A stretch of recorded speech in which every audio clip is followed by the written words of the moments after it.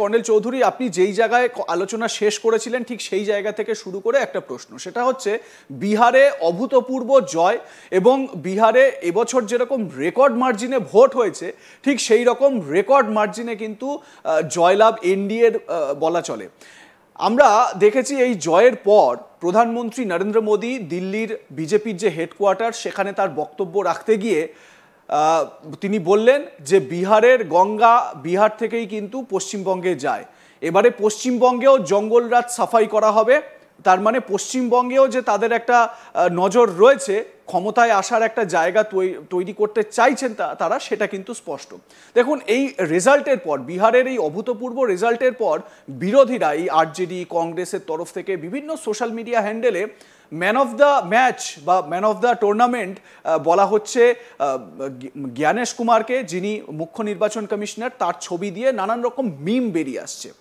কোথাও কি, মানে আপনি যে কথাটা বলতে চাইছেন, কোথাও কি জ্ঞানেশ কুমার পশ্চিমবঙ্গের ক্ষেত্রেও সেই রকম ম্যান অফ দ্য ম্যাচ বা এসআইআর এর ম্যান অফ দ্য টুর্নামেন্ট তিনি হতে চলেছেন?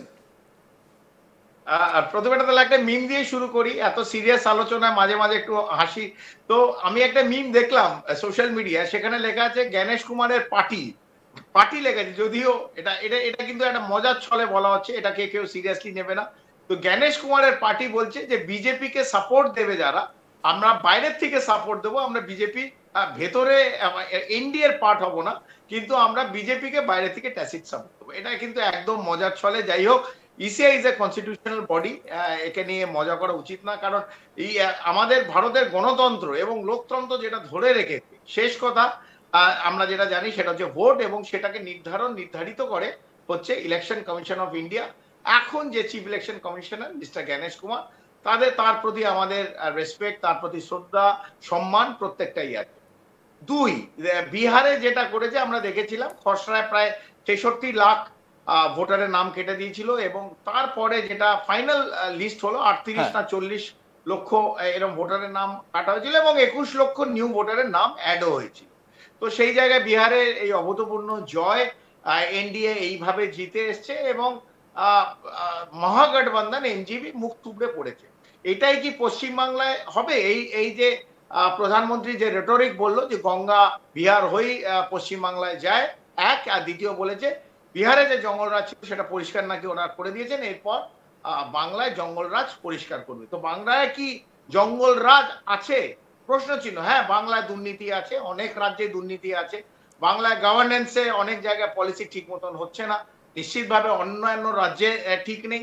তবে জঙ্গলরাজ, এই যে বিহারে যে জঙ্গলরাজ ছিল, এক্সটর্শন, রেপ, কিলিং, ধর্ষণ, মার্ডার, এইটাই কি বাংলায়? সেটা অনেকে এই পারসেপশন বিল্ড করেছে, এটা শহুরে পারসেপশন। আমি একে স্বপনকে বলতে চাই, স্বপন, এটা শহুরে পারসেপশন।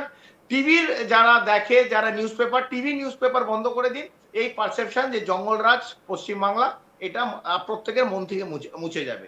যারা, কারণ আজকালকার খুবই যারা ভোটার, তারা they are very perceive, they are very knowledgeable. তো যারা নিউজ পেপার দেখে, সারাদিন টিভি দেখে, একটা পারসেপশন বিল্ড করে দিচ্ছে, একটা বৃহৎ একটা ইকোসিস্টেম বিল্ড হয়েছে, যারা বলছে যে পশ্চিমবাংলায় জঙ্গলরাজ আছে, এবং তৃতীয়বারের এই সরকারকে উপড়ে ফেলে দিতে হবে। এটা হচ্ছে মুখ্য অবজেক্টিভ। এটা অবজেক্টিভটা কার? ভারতীয় জনতা পার্টি। বঙ্গে ভারতীয় জনতা পার্টি কি স্ট্রং?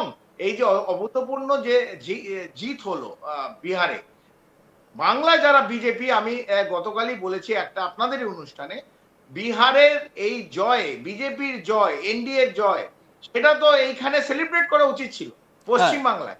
আপনি বলুন, কলকাতা, মুরলীধর আর সল্টলেক, এই দুটো অফিস যেটা ওদের গড়, এই ছেড়ে আমাদের পশ্চিমবাংলায় এই বিভিন্ন যে জেলা আছে, বিভিন্ন যে ব্লক আছে, সব জায়গায় বিজেপি আছে, কিন্তু কোনো জায়গায় টিভির পর্দা, গণমাধ্যম, পোর্টাল, কোথাও দেখতে পেয়েছেন যে বিজেপিরা সাহস করে বিজেপির ফ্ল্যাগ নিয়ে এই যে অভূতপূর্ণ জয় বিহারে বিজেপি, সেটা এখানে সেলিব্রেট করেছে? কোনো জায়গায়, কলকাতা ছাড়া, কুচবিহারে করতে গেছিল, বৃহত্তম মানে ভালো উত্তম মধ্যম খেয়েছে এবং বাড়িতে সব ঢুকে গেছে। আমরা উত্তম মধ্যমকে সাপোর্ট করছি না, কিন্তু আমরা যেটা বলতে চাইছি, যেটা অ্যানালাইজ করতে চাইছি, বিজেপির অর্গানাইজেশন স্ট্রেংথ এই বিভিন্ন জায়গায় নেই।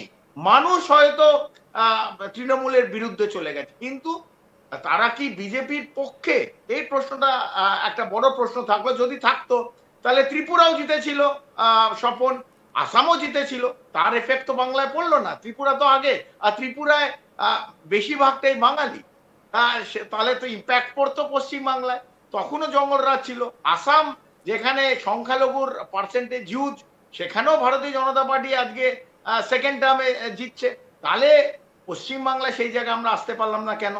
তো বিহারে হয়েছেই বলে যে পশ্চিম বাংলায় বিজেপি, বঙ্গ বিজেপি জিতে যাবে, এটা একটা প্রশ্ন চিহ্ন রয়েছে। কারণ এখনো বাংলায়, পশ্চিম বাংলায় অ্যাডমিনিস্ট্রেশন চালাচ্ছে তৃণমূল শাসক দল, এবং মমতা বন্দ্যোপাধ্যায়ের মতন যে মুখ ভিজাভিস বিজেপি, বঙ্গ বিজেপির একটা মুখ, একইভাবে তো মানুষকে তো বিশ্বাস করতে হবে। মমতা বন্দ্যোপাধ্যায়, কর্নেল চৌধুরী, এটা যেরকম একটা বাস্তব সত্য, মানে আপনি যে কথাটা বললেন, মমতা বন্দ্যোপাধ্যায়ের মতন মুখ এই মুহূর্তে বিজেপিতে অন্তত পশ্চিমবঙ্গে কিন্তু এখনো পর্যন্ত তৈরি করা সম্ভব হয়নি। যদিও বিরোধী দলনেতা শুভেন্দু অধিকারী তিনি নন্দীগ্রামে মমতা বন্দ্যোপাধ্যায়কে হারিয়েছেন, তিনি বিরোধী দলনেতা হিসেবে সব থেকে সোচ্চার 2011-র পর থেকে এখনো পর্যন্ত, ঠিক আছে। কিন্তু এটাও একটা বিষয়, মানে আমরা তৃণমূল সরকারের যে বিভিন্ন রকম দুর্নীতির অভিযোগ বারবার সামনে এসেছে, সারদা নারদা থেকে বিভিন্ন স্ক্যাম, গরু পাচার, কয়লা পাচার ইত্যাদি, এবং এখানেও আমরা দেখতে পাচ্ছি এই ভোটার স্ক্যাম, এটাও কিন্তু একটা দুর্নীতির জায়গায় পৌঁছেছে। কারণ আমরা কিছু গ্রাউন্ড রিয়ালিটি আমাদের দর্শকদের দেখানোর চেষ্টা করব। কর্নেল চৌধুরী, আপনি জানেন আজ তাক বাংলা হাকিমপুর চেকপোস্টে পৌঁছে গিয়েছিল। সেখানে বাংলাদেশি মানুষ যারা অবৈধভাবে ভারতে প্রবেশ করেছিলেন, তারা সব পিলপিল করে এবার বাংলাদেশে ফেরত যাওয়ার জন্য ওই চেকপোস্টে গিয়ে উপস্থিত হয়েছেন। তাদের সঙ্গে কথা বলতে গিয়ে বিস্ফোরক সব বিষয় জানতে পারা গেল।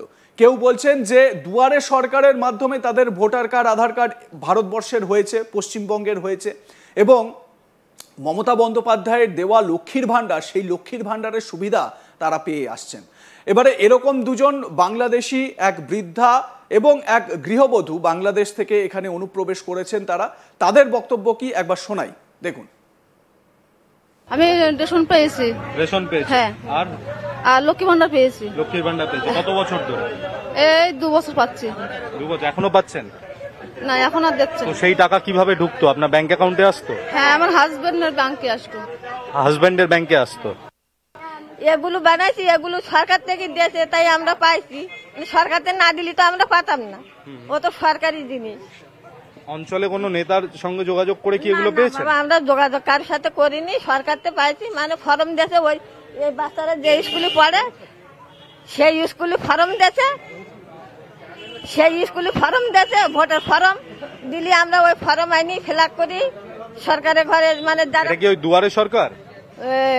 হ্যাঁ হ্যাঁ হ্যাঁ হ্যাঁ, দুয়ারে সরকার।